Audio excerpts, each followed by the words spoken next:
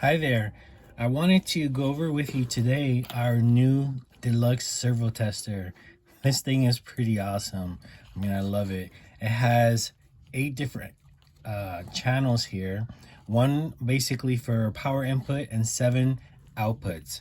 All right, which is very useful, especially for me, since I do a lot of testing of components on almost everything before I send it out and ship it out to my customers. So I want to let you know how I use this.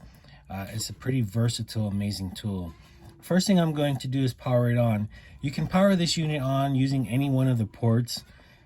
You can connect it here and it will power on. Let's get this BEC connected.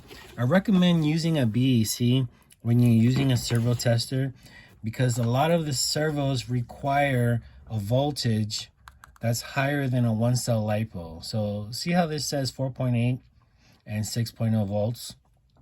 A 1-cell LiPo will give you 4.2 volts when it's fully charged. There are a lot of servos that won't function with just 4.2 volts. They may barely turn on. All right, so the 9257 is 4.8 volt, and the PDI 2506 MG is also minimum 4.8 volts. Now, a lot of smaller servos like 9-gram servos or 5-gram mini micro servos, you can get away with 3.6 to 5.3, which the 4.2 will work just fine. But I recommend using a BEC. You can use anywhere between a 3 amp, 6 amp, or 8 amp, whatever you have available. And you can use a 2S, 3S, or 4S, whatever works with your BEC to power your servo tester. And that also goes for the smaller servo testers. All right, so let's get this powered on. I keep these units on here, these wires, as to not wear out the metal contacts to the circuit board. The reason for that is because I am using this unit 50 to 100 times a day, 7 days a week, 30 days in a month, all out through the year. So I want this to last as long as possible for myself, and that's why you see all this already connected. The glitch stopper, glitch buster, I already discussed that in a previous video from yesterday, and it's to help prevent voltage drops so that servos work better. All right, so let's get this turned on. I'm going to connect to one of these ports. These are already connected. And we're going to go negative to negative, positive to positive, and there we go. Now I have about 5.1 volts into the servo tester.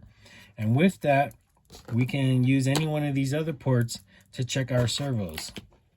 All right, let's start off with a nice Emax ES9051 5-gram or really 4.3 gram digital servo. Let's get that connected. Okay, now this servo is digital, okay, and what that means is it has a really high response rate and is very fast. Okay, it's also pretty strong.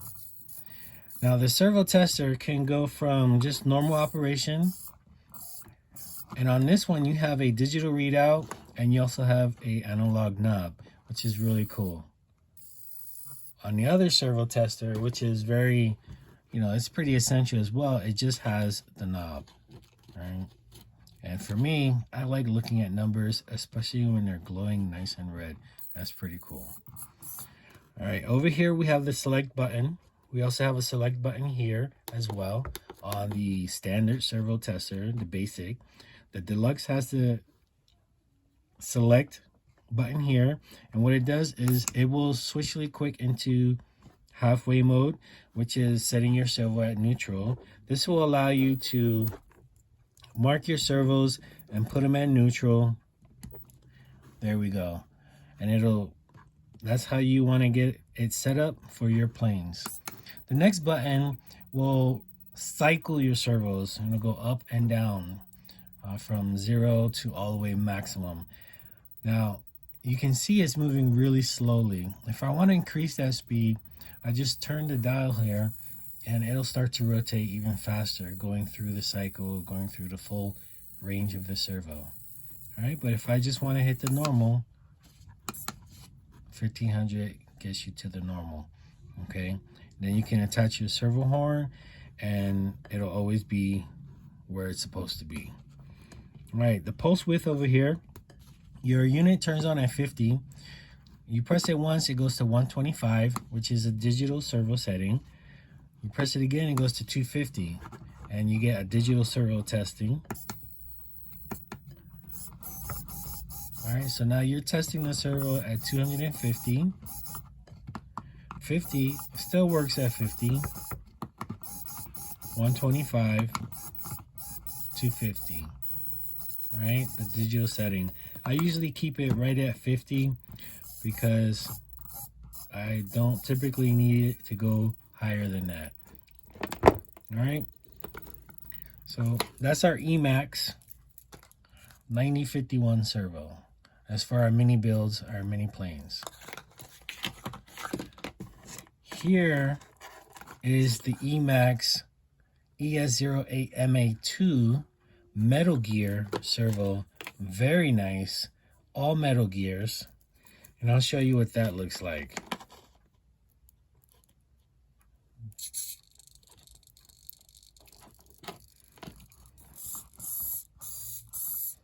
A little slower. This is an analog servo, so we want to keep it at 50. But I can go to the halfway point, and I can also cycle. And you can see that just moves around like clockwork. And you can also speed it up. Pretty neat to test the range of your servo. Okay. All right. Now here's a beast of a servo. This is the MG996R. This is a very amp hungry servo. So that's what the glitch buster in here is going to help keep that voltage at the stable level.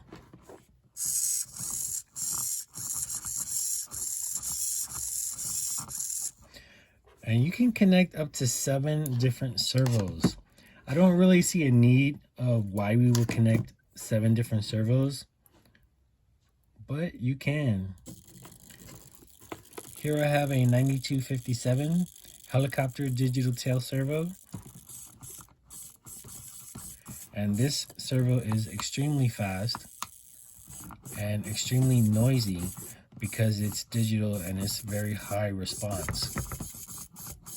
So this sucker keeps up with you no matter what. And you can hear it just wants to fight you and stay locked into where it needs to be. Okay. Great stuff. All right, what else I use this servo tester for is I use it to test ESCs. ESCs like this one. This is a 40 amp Hornet. I also use it to test our Skywalkers. And all of these ESCs and motors get tested before I ship them out to you.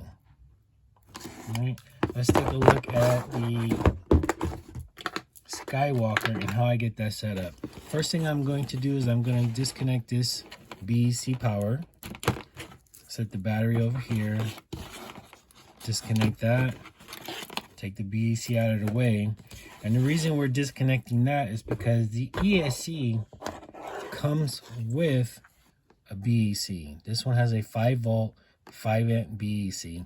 So when I connect it to the servo tester, it's going to power on the unit itself. And like I said, I keep all these connected so that I don't have to keep plugging it in and taking out and wearing down the unit. All right, so the ESC is connected.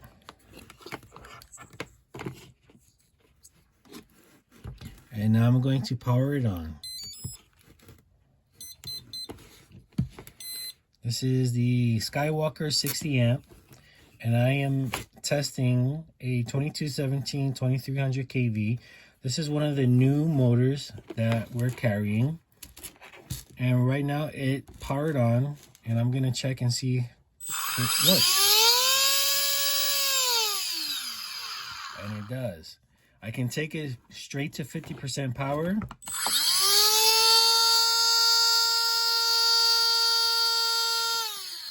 Or I can cycle through the ranges and it'll go up the power incrementally.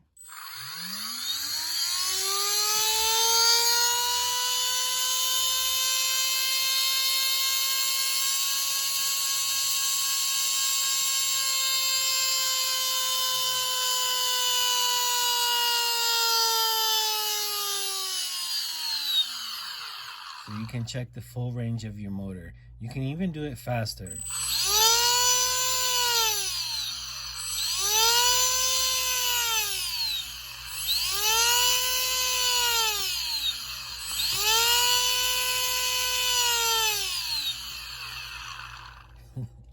Awesome. The other reason you would use a servo tester for your ESC is if you want to calibrate the throttle on it. Now to do that, what you would do is disconnect the power, wait for your servo tester to power off. You're going to turn this all the way up. You're going to reconnect the ESC. Okay, now it is ready to calibrate the throttle. Okay, so we're at the lowest point, and now we can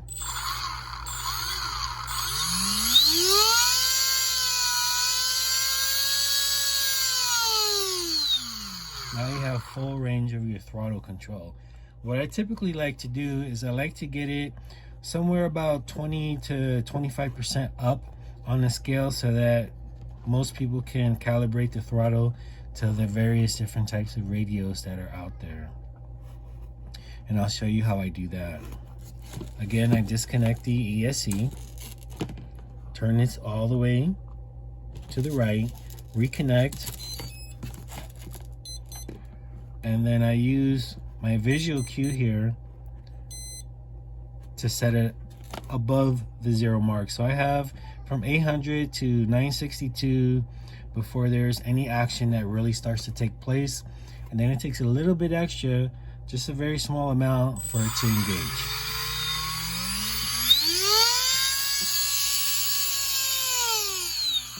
Alright, so that little bit of extra should be enough for you to arm this on your FireSky radio, on your Radio Master radio, your Futaba, your Spectrum, whatever it is that you're using for your radio control. That little leeway is usually what they come shipped with. Sometimes they don't have it and the gap is very small. Sometimes it's just negative and you need to start from scratch and calibrate the throttle. Anyway, the first thing you should do when you get your throttle on your radio is calibrate it. And on the radio, you would do the same thing. You would disconnect the power to the ESC. You would turn your throttle all the way up or up on the radio. And then you would reconnect the power. You hear the 2 beeps, and then you'd bring your throttle stick down to its minimum point, and that'll calibrate your throttle.